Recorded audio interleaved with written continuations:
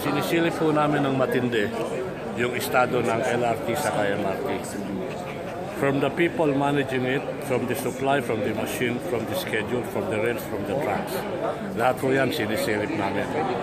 In the next 100 days to 6 months, something will happen by way of policy, by way of procedure, by way of equipment, by way of system, if we get the emergency power. Ano po yung target nyo if you get the emergency powers?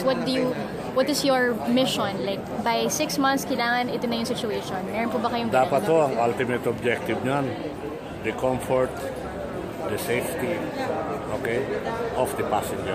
Ayaw ko ho yung naririnig ko na sasabihin ng owner or franchise holder, pag nakalabas na sa garahe, wala na kaming control sa mga driver namin. Sira ulo yun. Ayaw ko ng ganun. Kailangan may control sila sa mga driver nila.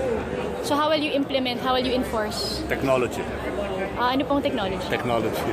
Ano like po? You can have RFID, various technology you place in the car, in the bus, then you can control your people. Hindi naman yata tama yung pag binigyan mo ng prangkisa, pag na-aksidente, sasagutin ka. Wala kaming control sa mga drivers namin paglabas ng garahe. Tama ba yun? Dapat may control ka. Remember the low-lying fruits?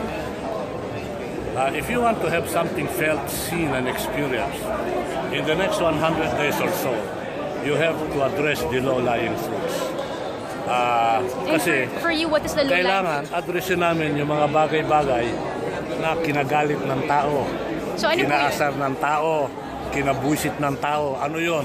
Yung traffic, yung MRT, yung LRT, yung lisensya, yung plate number, yung sticker, yung laglag bala, yung congestion sa airport, yung mabahong kubeta. Lahat po ito, kinainisan ng tao. Dapat i-address talaga yan.